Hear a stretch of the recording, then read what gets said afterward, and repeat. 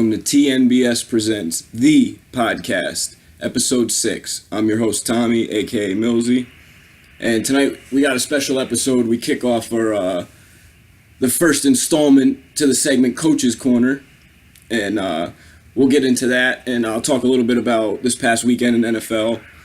And, I want to get right in. I want to hop right into this. So without further ado, I'm joined tonight by the Coney Island Prep junior varsity and varsity head coach. How you guys doing? Tommy, it's good to have you. Aaron Rose, the junior varsity and varsity basketball coach at Coney Island Prep High School in Brooklyn, New York. It's a good man right here. All right, well, I'm going to get right into it. And sorry, go ahead. What do, for you, what's most important? Defense or offense? You want to stop your team from you want to stop your opponent from scoring, or is your philosophy just to try and score more than them? I would say my philosophy is more offensive minded. It's just practice. You know, our first 15, 20 minutes is usually skill development, offensively wise. You know, shooting, finishing at the rim, different finishes, Euro steps, spin moves, stuff like that, ball handling. Obviously you have to focus on defense, but I feel like, if you can't put the ball in the hole, it's hard to win games. Oh, I agree. And it's just, it's curious to see, because then you have some people on the other side who, they'll come right out and start with defensive drills to begin with, and then won't have anybody shoot a ball until an hour and a half, 2 hours into practice even. So it's interesting to see the difference. Yeah, different coaches have different philosophies. You want to obviously be solid defensively. You want to have good communication. You want to make sure everyone knows who they are. But if you can't put the ball in the hole, you can be in great shape. You can be, have a great defense. But if you can't score, it doesn't matter how much you stop the defense. That's just my personal philosophy and what we try to teach the kids, especially at the JV level at the younger age. That's true. Yeah, try to get it into them so it's kind of like second nature to them. Then when they get to varsity, it's not something you have to teach as much as that level. You can focus more on the play, plays you're running and whatnot. Definitely. But as we know, making cuts can be difficult. When it comes to you, what do you look for in your players? So say obviously there's going to be the kids who stand out, but those last 3 or 4 roster spots. What are you looking for when you're making those final cuts? So, this is my 7th year coaching, and it's kind of evolved from where, I was very disorganized, didn't really know knew what I was looking for, but it's, something you need on paper. So, what I did was I actually created a rubric, and I looked for handling, shooting, conditioning, obviously, IQ, some intangible things like hustle and coachability. But that's something that you just kind of see quickly during a tryout. You're not going to see a kid get a really good run. You got 50 kids trying out for a team.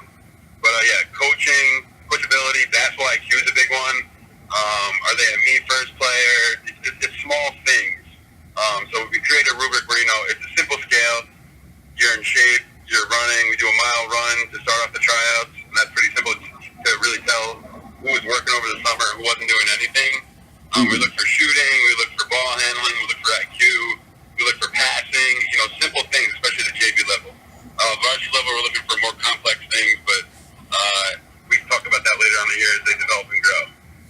All right, yeah, sounds good. I obviously not a coach, but tend to agree with you there. I'm not. It's curious to see though that that there's obviously the bit of development within the coach. As you've seen yourself, as you said in the beginning, you were a bit disorganized, and as it went on, you came up with as you mentioned, a rubric or an algorithm of sorts that you look for in these players. When you're selecting your teams, it's pretty interesting, and it just shows the growth on a coach's side as well as a player's side.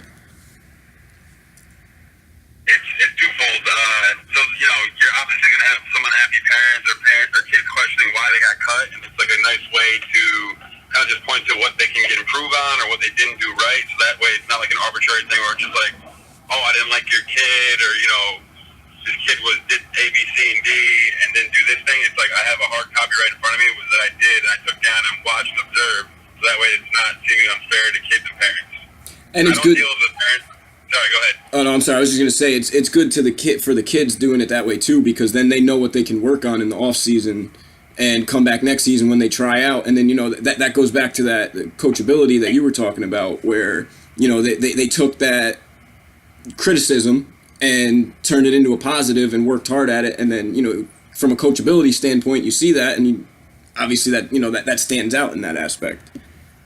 Yeah, I think it's just important. It's also important to be genuine and authentic. It's I don't want to just tell a kid like you need to do this and just kind of just saying it without meaning. By having the rubric and having it laid out in front of me, I can just check it over. You may have not seen a kid play a lot, but you can at least kind of have a reference point of what they can improve on. I'm in the business not for money. I'm in it. I love basketball. I love coaching basketball. I like helping kids get better. So that's the foundation of it. And that's what kids need, especially in high school basketball. In my opinion, is they need the coaches invested in them, not invested in the money aspect of it. For sure, yeah, definitely. I'm definitely not in it for the money. Now, for you, when you're building your team, or you're for your style of coaching, we'll say, what position do you feel is most important to your offense? So, for example, obviously point guard, extension of the coach, but we've seen, there are some teams out there that are very good that don't have a great point guard or a very good point guard, or is it like a kind of a combo guard forward that you kind of use as a mismatch, or centers, big guys built, but inside centers, not so much as the today's game where they try to step out and shoot threes, and because I still feel, in my opinion, that they need to develop inside before they try stepping out in terms of offensively. So for you, what position do you think is most important for your style of coaching? I don't want to cop out and say it's like a year-to-year thing. Like you said, as basketball changes into like a positionless type of game where there's a lot of switching, there's a lot of people playing multiple positions, we've multiple ball handlers. I think I'm tending to lean toward guys who can play in the wing. So, shooting guard, small forward, you can even loop in like a power forward, like a stretch forward type of guy, which this year we have a couple of on the JV level. It's just guys that can handle the ball, who can shoot, who can, defend multiple positions and have a high IQ. So I would say, those guys who are out on the wing. Point guard, like you said, is obviously very important, but I think you can get by with a guy who can manage, but you need some guys in the wing that can do a little bit of everything. Agreed, and definitely agree there. And obviously, when you're a little bit everything, not so much, like you had mentioned in specifically, being able to switch on defense and cover, positions 1 through 5 or positions 1 through 3, having that versatility, and then that kind of mismatch on offense, like you said, it is more of a year-to-year thing where you kind of need to see who, because the thing with JV and varsity too is players hit growth spurts out of nowhere.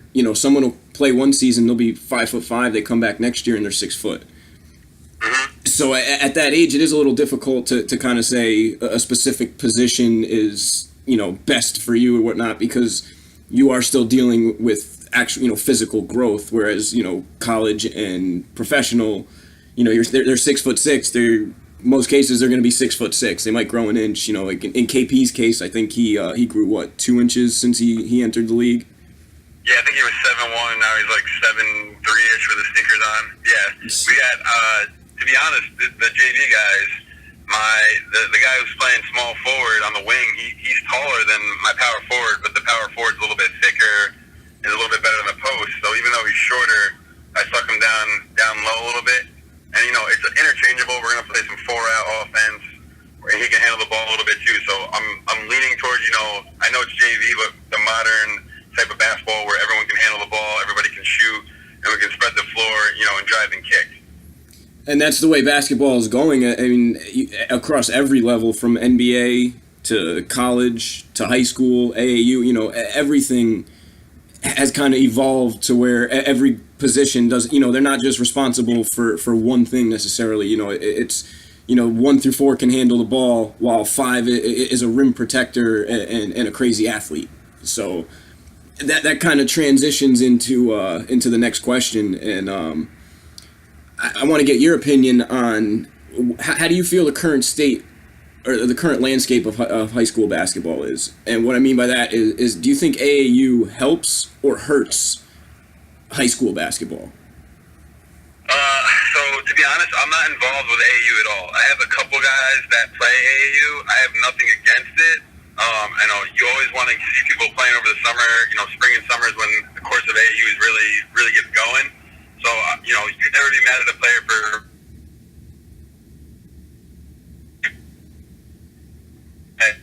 in the big AAUs. The guys that are doing Adidas Nationals and EYBL, the bigger Nike tournaments like Teach Dan.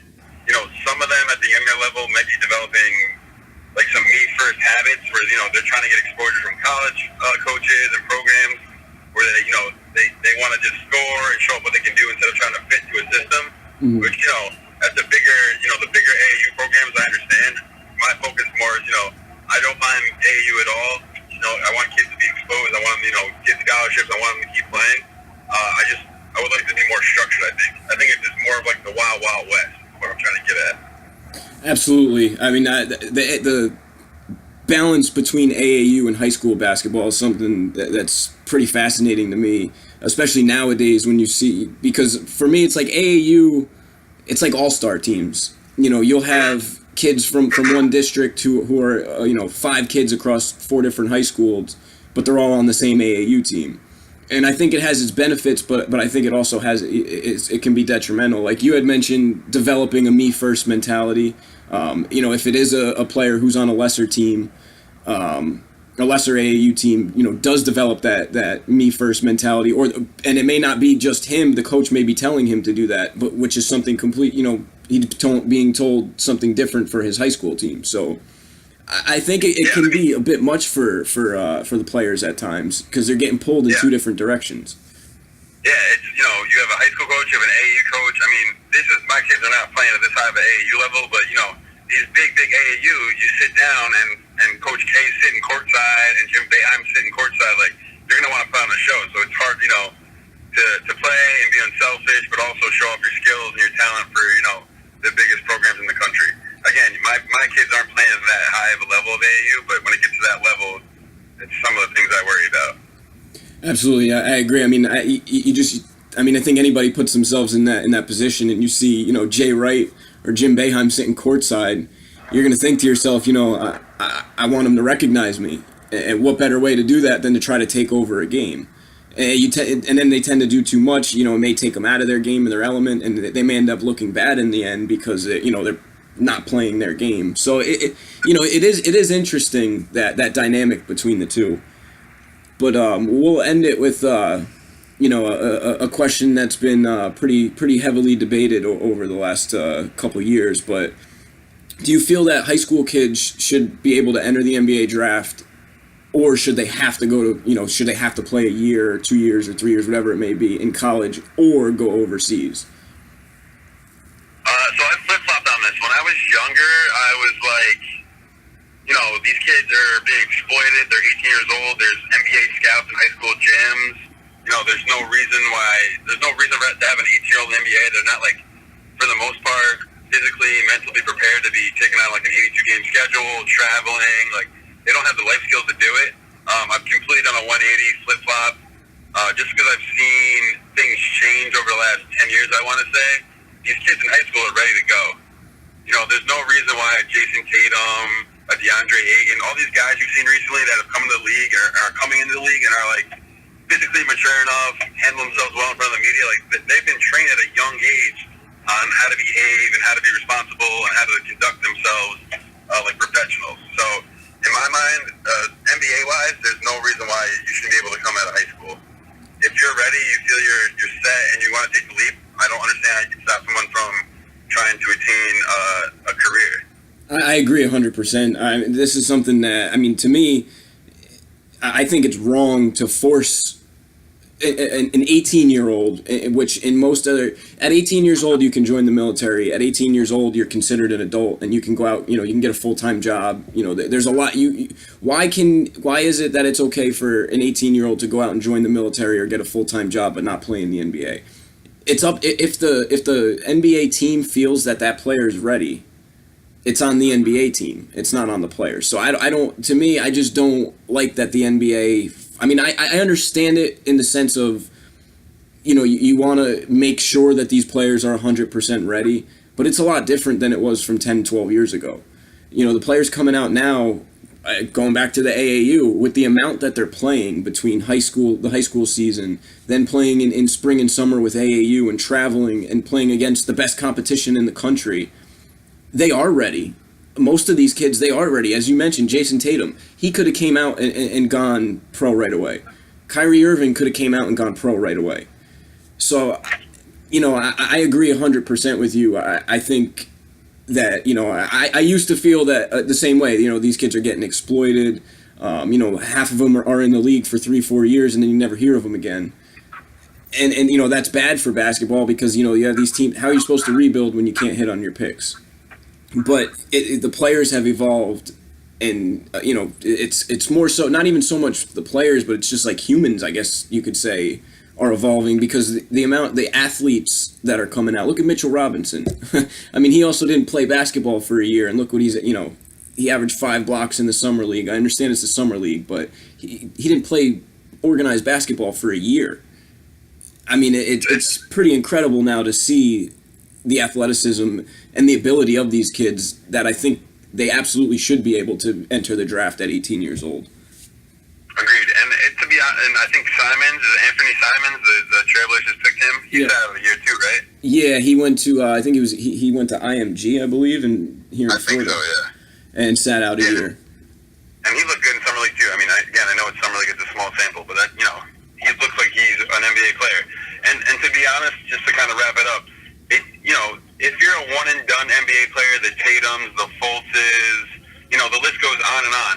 These guys are really going to college for 6 months, and once the college basketball season's over and they've made sure that they are academically eligible in the first semester, let's be honest, they're not really doing much school that second semester. They're leaving school and going to the NBA and going to these places, P3 to go train, going to Drew Hanlon. They're not going to class in March or April and May. Like, they're getting ready for the draft. Exactly. So, it's an empty thing of like, we care about kids getting an education. They're going for 6 months and that's it. And then they're off to the NBA. If you're going to do it, again, I said I wanted them to be able to leave, right out of high school, but if you're going to make them go to college, you got to make them go for at least 2 years. Similar to what the NFL does, where you have to be 3 years out of high school. Because it's just, let's be honest, it's a joke. They go to school for a few months, take a few classes, and then they leave. And that's it. Yeah, no, I agree 100%. I've always, the one thing I haven't changed on with this is if you are going to make college a requirement, it should be at least 2 years, because you can get a degree in 2 years, but you can't get a degree in 1 year. Or even better, as you said, in 6 months. So, it just doesn't make sense. It's like you had mentioned, it's kind of empty. So, but thanks for coming on. Thanks for joining us. Yeah, it was great talking to you, man. I'm happy that I could help and be on the podcast. I look forward to coming on and give a little update of our season. We got our first junior varsity game tomorrow night. So, we're looking forward to that. Finally facing someone else. We've been going at each other for a month straight. So we're ready to see what we got here tomorrow night. Awesome. Sounds good. Yeah, we'll get you on in the next couple weeks, and we'll talk to you throughout the season. Just get some updates. Talk basketball with you a little bit. And again, thank you very much. Really appreciate you coming on, and we'll talk to you soon. All right, Tommy. Be good, my man. All right. Best of luck this season. Now time for the NFL's 60-second timeout. The Rams and Vikings are still scoring, a little too late for Minnesota. Bortles' career day leads the Jags over the Jets. Wow, Dallas scored more than 20 points to beat Detroit. Fitzmagic carpet ride over in Tampa. Trubisky and Tom Brady pull a Houdini to blow out the Bucs. Buffalo bottoms out in Green Bay. The Patriots get right and blow out the Dolphins. Luck throws for over 400, but Houston crashes the party. Corey Davis' career day helps Tennessee shock Philly. Bengals are kings of the jungle and scratched by Atlanta. Hey, the Raiders won, but gave up 42 points at home to Cleveland. King of New York, Alvin Kamara tortures the Giants. The Seahawks squeak by Arizona. CJ Beathard and San Fran almost played spoiler in LA. Trouble in the Steel City, the Ravens claw past the Steelers. Another dub for KC. Add another passing TD and 300 yards to the Mahomes legacy. Well, that's it for that, but staying on the topic of football, I wanted to touch on the Earl Thomas situation and talk a little bit about the Le'Veon Bell situation. First, I'll talk about the Earl Thomas situation. Just in case you didn't know what happened, he fractured his leg and had to get carted off the field Saturday in Arizona, and he was been fighting for a new contract, held out. Pretty sure almost, I think it was all the preseason, if not the first 3 weeks of preseason, and then came back last minute to rejoin the team and reported. But he said he wanted to be traded, or he very simply said, "Pay me or trade me," and he mentioned Dallas as a potential trade destination, but the Seahawks asking price was a little too high. And the Seahawks kind of lose leverage. Any team in that situation is going to lose leverage when you have a player saying, "I want to go here and play at this specific team or this specific city." When you do that, you lose a lot of the leverage, and the player then, the other team then, they know then they have a shot at getting this player, and if he doesn't re-sign with you guys and he does hit free agency, there's a good chance that they're going to be the landing spot. So for Earl Thomas, though, I personally think the Seahawks should have traded him. They're in. I understand they're on the. To me, they're a border playoff team. They're not a very good team by any means, but they still have Russell Wilson. The defense is still solid. Pete Carroll's a pretty good coach. Some of his mistakes are pretty glaring because, we've seen the Seahawks in so many big games, and we've seen the Seahawks do so well. So when the Seahawks mess up or Pete Carroll messes up, it's going to be magnified a bit. But with Earl Thomas, he was the last remaining piece of the Legion of Boom. But more so than that, I understand holding on to him because you're still a playoff team and you're still going to try to make a deep run in the playoffs and whatnot. I understand that, but you're pretty much rebuilding across your defense, and you're pretty much rebuilding for the most part across the team. Russell Wilson's still relatively young. Doug Baldwin's a bit concerning because he's this knee issue's been going on for better part of 2 years, 2 seasons now. So it's like, if they could get a second round pick for him, I would probably say a second and a fourth, or a second and a third, or maybe even 2 seconds, but I would take it just because, something like this happens. Now they're going to lose him for nothing. He will not give the Seahawks the time of day.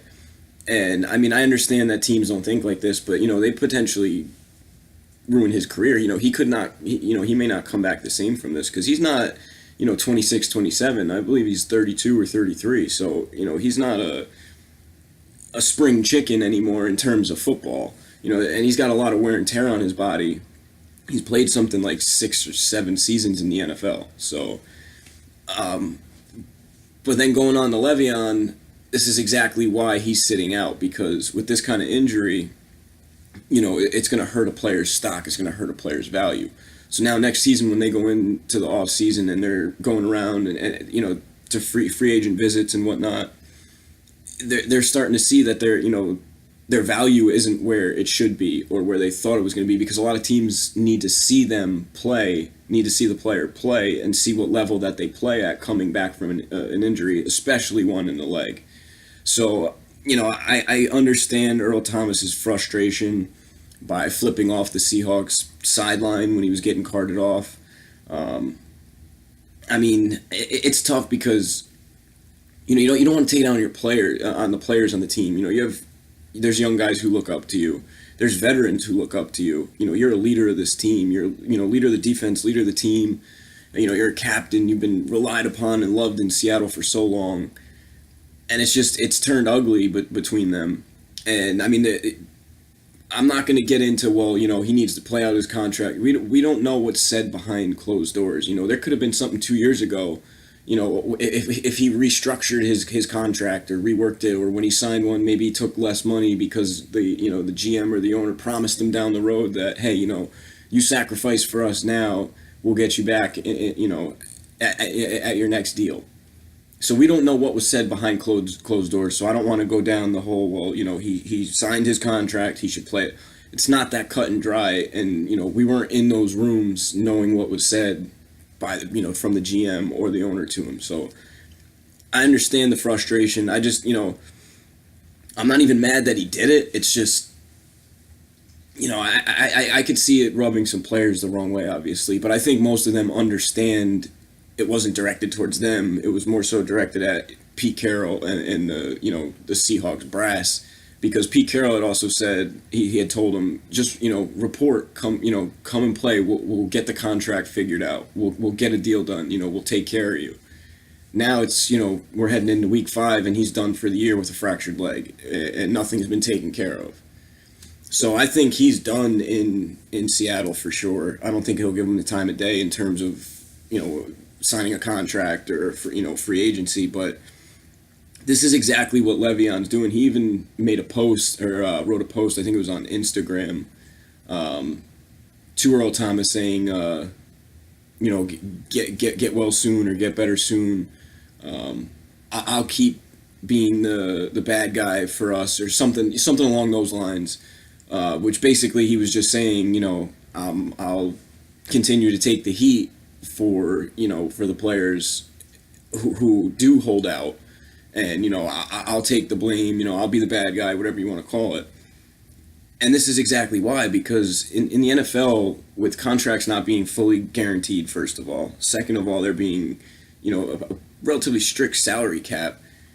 52 players on a roster.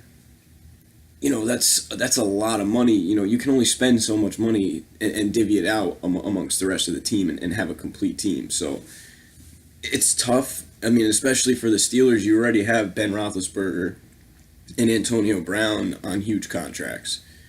So it's like Le'Veon is extremely important, and we're seeing their struggles now, how important he really is to that team. I mean, James Conner is a very good running back. I'm not taking anything away from James Conner, but I mean, he's not Le'Veon Bell. So they're seeing and realizing that they're going to miss him. I think he does report. I think I saw something week 7. He said he's coming in. But I definitely think he was going to report regardless before week 11, because he's not going to miss out on free agency. I think it's just, if depending on how the Steelers were playing, if they were winning more and playing better, I think he would have held out a little longer. But now that they're struggling, he might try and come back sooner so he can get, try and go on a playoff run or something along those lines, and, make a little more in terms of his contract with incentives, playoff bonuses,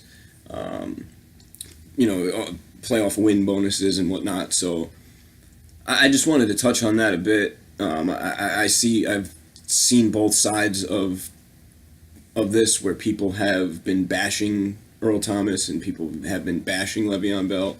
If you want to bash Earl Thomas for flipping the bird in the middle of the game like that, whatever, that's I understand that, but to get mad at Le'Veon Bell,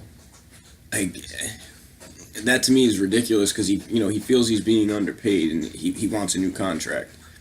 The Steelers felt that he wasn't that necessary, took him off the active roster, didn't list him on the depth chart, nothing like that. So it's after everything that these players put out on the field. I understand that they're already making a lot of money, but you have to put in perspective to every other sport. It's the sport with the shortest career span, like amount of years played professional, especially running backs, and they get paid the least out of all the major sports, not including hockey. So if you look at baseball and basketball and the amount of money that a baseball and basketball player makes, and basketball there is still a salary cap, you look at the amount that they make, it's crazy in comparison to the NFL, and how much more physically taxing the NFL is. Yeah, it's only 16 games, potentially more if you make the playoffs, but it's so physically taxing that these players, you really only can play, especially depending on your style, you really only can play 6 to 8 years, and that's a career. And you get maybe 2 contracts in there, your rookie contract, and then you sign one more after that. So you're really only getting one payday in the NFL, whereas in baseball and basketball, you're getting at least two. So I don't mind it, and I've said that this has been a problem for a while, the way the NFL handles paying players and their salary cap. I think it's been a problem. I think, like I said, I think it's been an issue for a little bit. But we're gonna jump ahead to the Thursday night game. Indy at New England. New England's 10.5 point favorites. The game's got an over under of 51.5. For the Colts, T.Y. Hilton is likely out, and New England gets Julian Edelman back. Rob Gronkowski was not at practice today.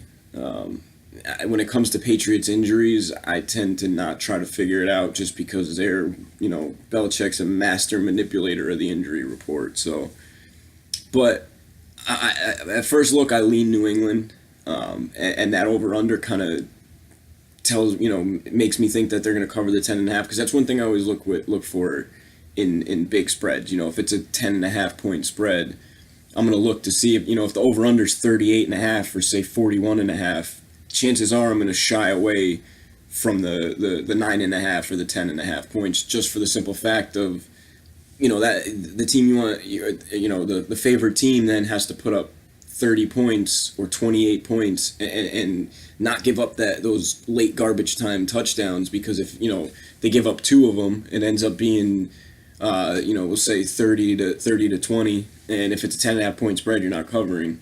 Or it ends up being 28 to 20 in that last touchdown, then you're not covering 9.5 or 10.5. So I tend to look at the over/under, and this one at 51.5.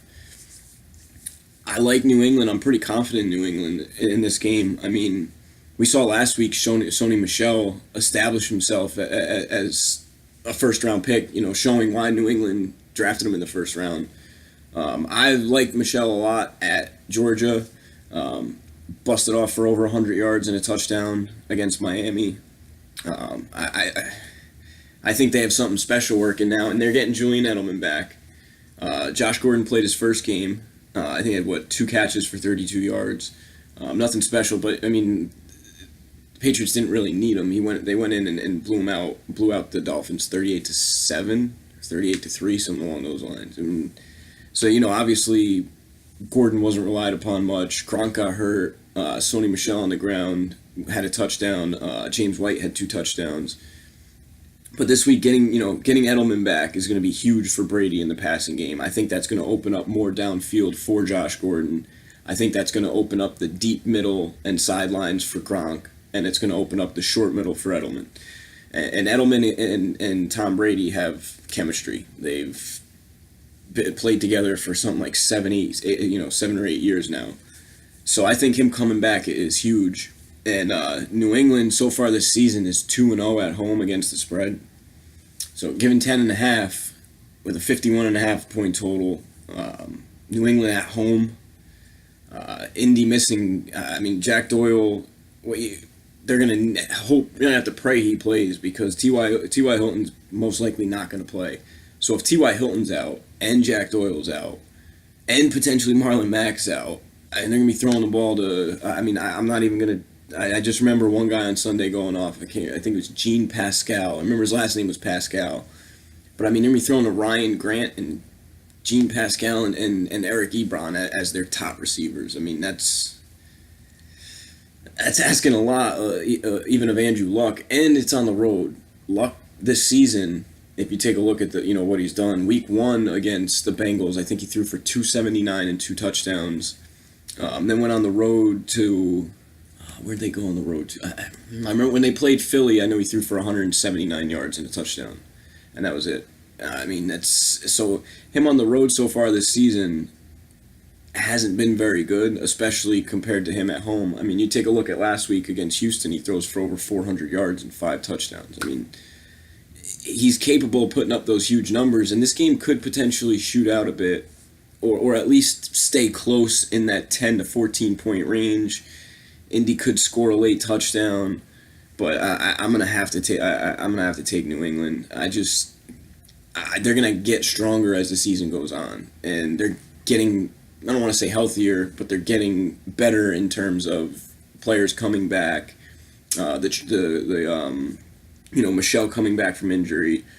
He missed week 1, I believe.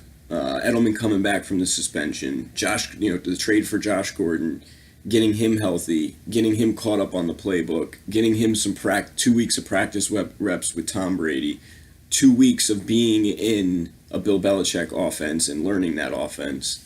I'm expecting big things from Josh Gordon for the second half of the season. I'm going to say this. I'm not calling him Randy Moss. Obviously, Josh Gordon is not Randy Moss. I'm not saying that. But Josh Gordon's freak athleticism with his size, he can be a Randy Moss type for Tom Brady. We see Chris Hogan. Chris Hogan's a big body wide receiver. He's about 6'5", 6'6". He's a big wide receiver. Struggled quite a bit this year. He had one statistically good game, and that was a 2 touchdown game against Jacksonville, in which that game was pretty handedly won by Jacksonville. So Chris Hogan, size isn't everything in in life and in football. So remember that, fellas.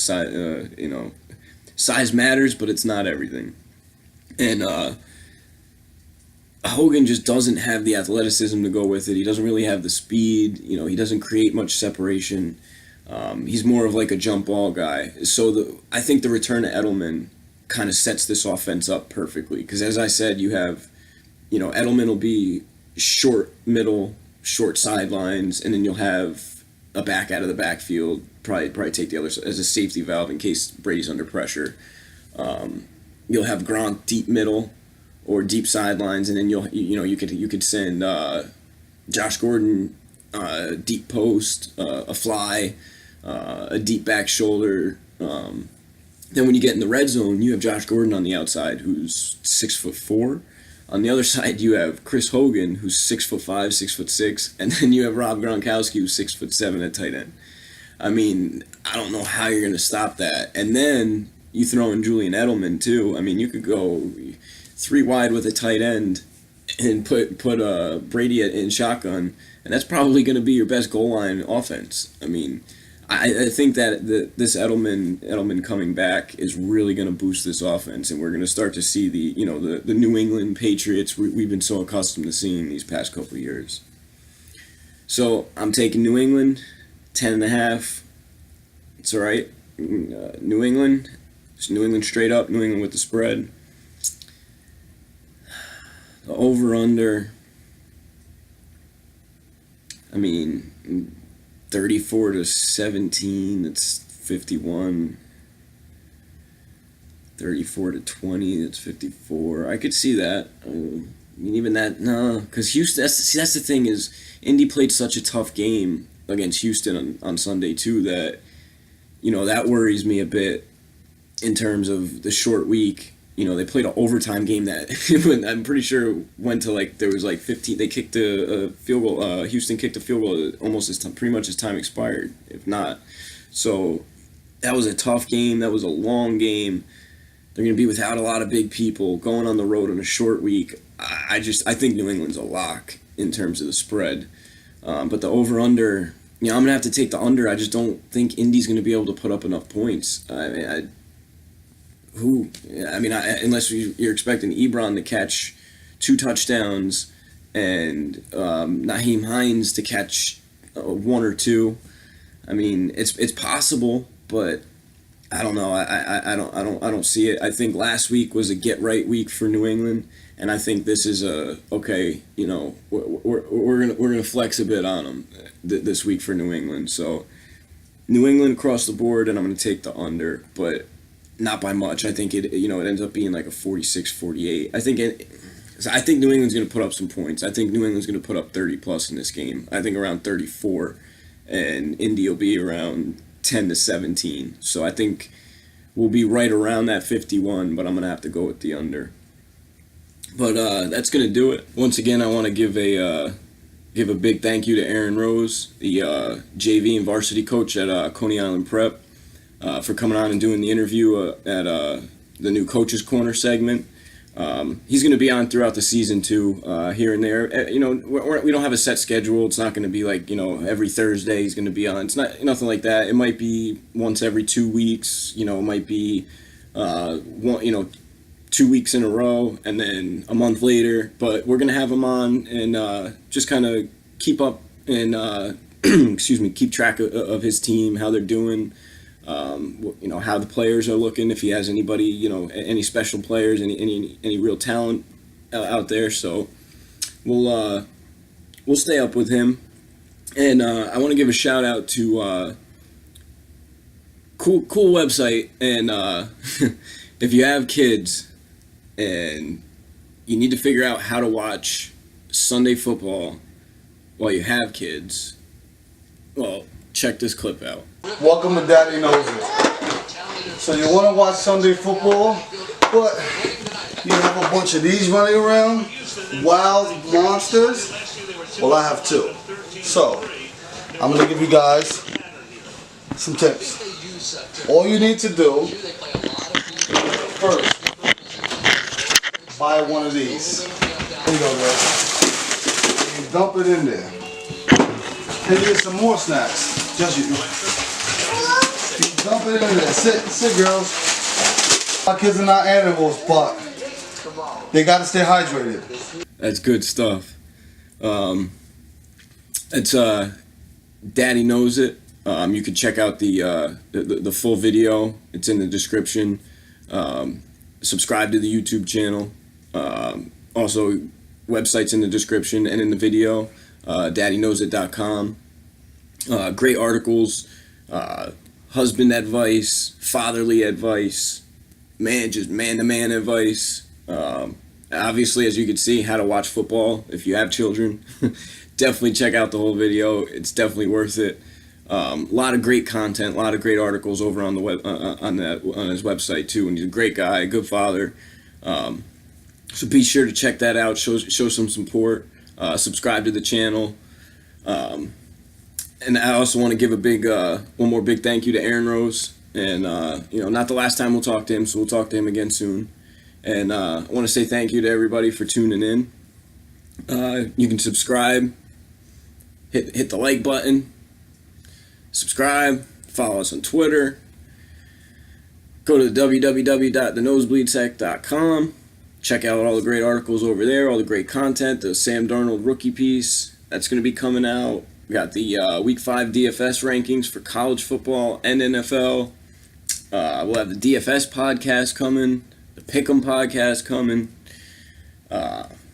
From what I've heard, Nick's boxing journey part 4 is being written. So definitely be on the lookout for that. If you haven't read part 1 through 3, definitely go back and read those. Great reads. So that should be dropping soon too.